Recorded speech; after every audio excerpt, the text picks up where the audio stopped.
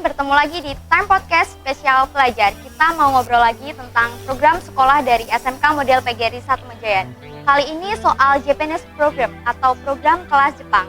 Sudah hadir bersama saya dan Pak Sigit Patmono, Sarjana Pendidikan sekaligus instruktur kelas Jepang, dan Kak Hamim, salah satu siswa yang ikut program kelas Jepang. Nah, Pak Sigit, apa sih Pak visi dan misi dari dibukakannya kelas Jepang itu? Untuk visi dan misi kelas Jepang sendiri, visinya yaitu untuk menjadikan program kelas Jepang itu unggul dan menghasilkan lulusan yang cerdas, kreatif, dan berdaya saing di dunia industri atau di dunia kerja setelah lulus nanti. Untuk misi dan visi kelas Jepang, misinya tadi misi, sekarang misinya yaitu untuk menyelenggarakan pendidikan dan kebudayaan Jepang yang berorientasi pada kemandirian siswa, pengembangan potensi diri siswa. Terus misi yang kedua menyelenggarakan apa? Pelatihan untuk membentuk karakter siswa. Karena apa? Di Jepang itu sejak usia dini itu sudah karakter itu sudah dibentuk. Jadi makanya kita mengikuti program bagaimana pendidikan di Jepang itu mulai dari TK, SD, SMP. Jadi kita ikuti. Jadi kita membentuk karakter siswanya. Kenapa? Di siswa Jepang itu pertama-tama itu saya lihat anak-anak itu masih ngambang, belum punya karakter, belum punya jati diri. Jadi di kelas Jepang ini kita bentuk karakter anak-anak. Karena karakter itu tidak hanya meliputi pendidikan saja, tapi nanti untuk kehidupan keseharian. Misalnya karakter bagaimana kita bekerja, bagaimana nanti kita hal-hal sederhana saja. Bagaimana kita berpeduli, itu adalah sebuah karakter. Kita tanamkan ke anak-anak kita. Karena gaya Indonesia dan sangat jauh berbeda. Makanya pendidikan karakter kita utamakan dahulu. Ya, terus berapa lama Pak program kelas Jepang ini sudah dijalankan? Untuk program kelas Jepang ini dimulai pada tahun 2018. Bapak Kepala Sekolah sebenarnya sudah lama mencanangkan program kelas Jepang itu, tapi baru terrealisasi pada tahun 2018 karena beliau melihat melihat Jepang itu sangat potensial sekali untuk lulusan anak SMK, baik untuk kuliah, baik untuk bekerja ataupun untuk magang di Jepang. Cukup lama ya Pak? Ya. Oke, terus apa sih Pak keunggulan program kelas Jepang ini? Keunggulan program kelas Jepang diharapkan nanti setelah anak-anak itu dididik mengikuti kelas Jepang, mereka tuh mempunyai kesiapan diri setelah lulus nanti. Tentunya anak-anak yang ikut kelas Jepang mestinya dia punya keinginan untuk sekolah, untuk melanjutkan sekolah kuliah lagi, atau mungkin ikut peserta magang, atau mungkin bahkan ikut kerja di Jepang. Karena sejak 2019 itu 1 April tepatnya kalau nggak salah, itu pemerintahan Jepang sudah membuka program yang namanya TG atau Toku Tegino, atau yang terkenal dengan SSB, Specific Box. Jadi kita ada lebih peluang besar kita bisa bekerja di Jepang dengan penghasilan yang luar biasa. Terus penyelenggaraan kelas Jepang ini bekerja sama dengan siapa saja Pak? Nah, ini kebetulan saya dulu juga pernah ke Jepang, ikut program magang Jepang yang diselenggarakan oleh pemerintah lewat Denaker. Jadi mantan teman saya ex-Ken Suse itu dulu program magang di Jepang banyak mendirikan LPK SO. Kita bisa kerjasama dengan beliaunya, apalagi dia sangat terbuka sekali, apalagi sesama mantan ex-Ken Suse, peluangnya lebih besar lagi, lebih mudah gitu kan untuk menyalurkan nanti yang sudah lulus mengikuti kelas Jepang, nanti bisa ikut di LPK SO selanjutnya. Jadi istilahnya kalau kita sudah pembelajaran di sekolah ini, otomatis akan menyingkat biaya, tenaga, dan waktu. Jadi kalau kita tinggal tes saja, jadi nggak perlu pengulangan bahasa lagi. sapa ini nggak usah lagi ya? Ya, jadi kita kan sudah siap, kita sudah mulai pembelajaran, sudah mulai awal gitu start, sudah diajari tentang tata bahasa, tentang kosakata, tulisan-tulisan hiragana katakana, kita bekali kanji juga.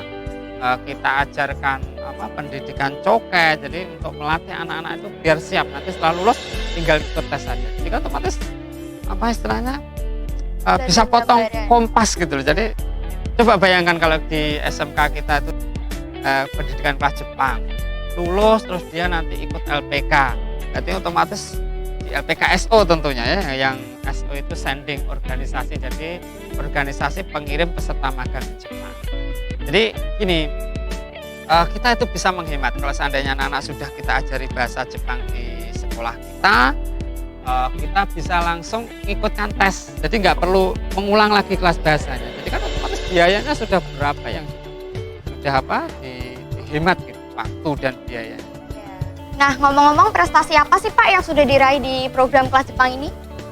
Alhamdulillah anak kelas Jepang sudah ada yang Jepang ke Jepang 3 anak, yaitu Hamida sama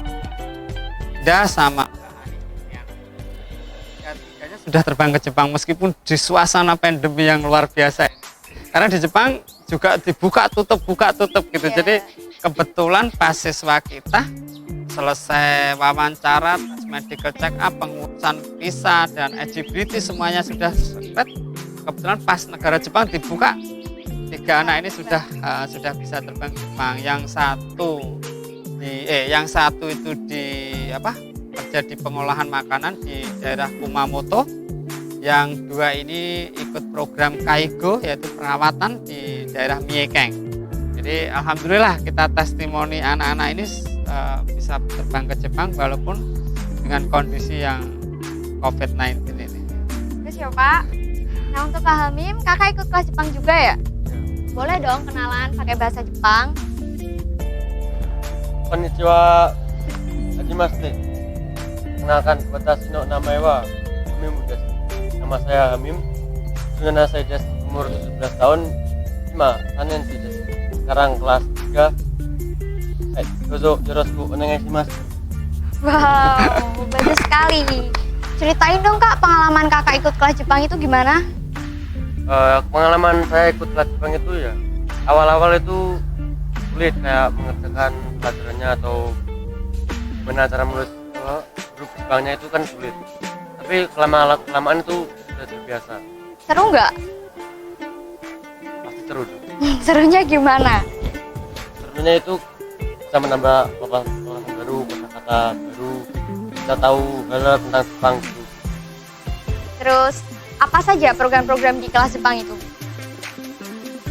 Boleh saya bantu jawab, Pak? Oke. Boleh Pak. Untuk program-program di kelas Jepang itu ada program 1 untuk program magang, yang kedua untuk persiapan anak-anak untuk kuliah, atau yang ketiga untuk ini yang luar biasa ini, program yang lagi getol-getolnya itu SSW, Specific Skill Work, atau bahasa keren Jepangnya Tokuteki. Jadi kita siapkan anak-anak untuk menghadapi itu semua. Nanti tinggal anak-anak mau milih program yang mana gitu kan. Tinggal kemampuannya anak-anak. Terus apakah ada Japanese Day, hari berkhusus bahasa Jepang? Kalau hari khusus tidak ada, karena setiap hari kita berlatih menggunakan bahasa Jepang. Jadi setiap hari anak-anak misalnya masuk ke sekolah, masuk ke ruangan kelas, setsure shimasu, keluar ruangan juga setsure shimasu, misalnya minta izin ke toilet, sensei, toiro itemo ii desu ka, bolehkah saya pergi ke toilet, itu saya latih menggunakan bahasa Jepang. Atau mungkin sensei, shitsumon shitemo ii desu ka, bolehkah saya bertanya, gitu pakai bahasa Jepang. Jadi karena kita tiap hari belajar bahasa Jepang mulai dari jam 8 sampai jam 3. Tidak hanya bahasa Jepang saja, tapi juga pendidikan karakternya juga kita ajari anak. Meskipun nanti pendidikan karakter yang sudah terbentuk itu sederhana sekali. Ketika saya mungkin ada keperluan di luar, anak-anak saya monitor pakai HP, karena setiap hari sudah saya ajari, mereka sudah berjalan dengan sendirinya. Alhamdulillah sudah kelihatan karakter. Tanpa ditunggu pun dia sudah bisa berjalan sendiri. Kakak, apa ada harapan atau keinginan gitu setelah mengikuti kelas Jepang, pengen kerja di Jepang? Enggak. Ya, ada. Kalau saya setelah lulus mengikuti kelas Jepang, ingin kerja di Jepang, ingin menikmati suasana Jepang, ingin jalan-jalan di Jepang, ingin ke Tokyo atau ke Osaka yang tempat-tempat ramai. Oke. Ngomong-ngomong, kakak udah bisa nulis bahasa Jepang belum? Ya, Ada berapa sih kak tulisan bahasa Jepang itu kok kayaknya sulit beda dari tulisan Indonesia ya? ya di Jepang itu mengenal ada 4 grup.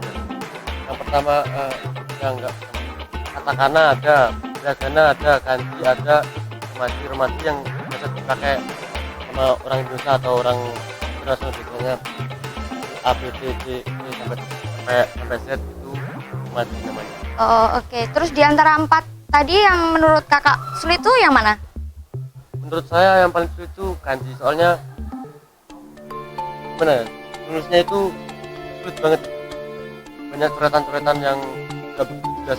Oh oke. Terus lebih sulit bahasa untuk berbahasa Jepang atau menulis bahasa Jepang? Kalau sulit itu lebih sulit ke ngomongnya ya. Kalau ngomong itu sulit banget, kan harus berangkai menyusun kata-kata dulu dan baru diucapkan. Terus kakak udah bisa bahasa Jepang apa belum? Kayak yang bahasa beraktivitas sehari-hari, misalnya mau pergi pamitan sama bapak ibu gitu? Udah, kalau biasa keseharian itu udah, tapi kalau biasa kita kayak itu sulit dimengerti. Gimana sih kak cara kakak untuk meningkatkan kelancaran berbahasa Jepang?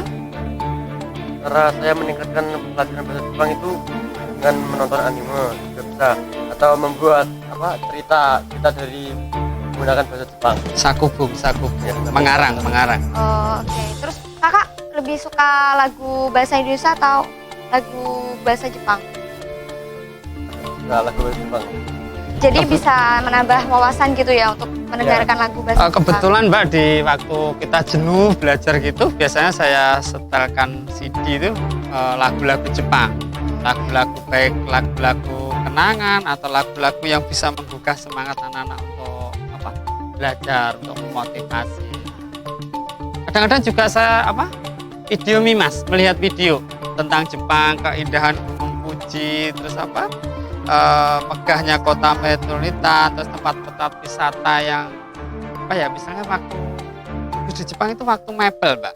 Maple itu musim gugur, jadi semua daun-daunan berubah menjadi warna kuning, kemerah-merah, itu luar biasa kayak gitu. Jadi biar anak-anak tuh lebih termotivasi lagi pengen ke Jepang.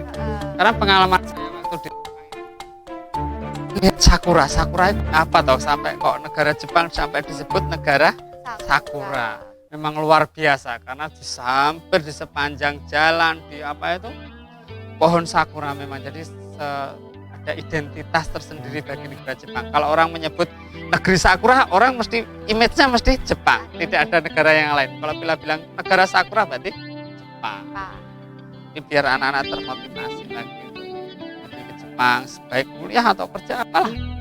Memang luar biasa di Jepang. Pengalaman saya 3 tahun di Jepang itu luar biasa. Banyak ilmu, banyak pengalaman, banyak budaya-budaya yang baik seharusnya diterapkan negara kita.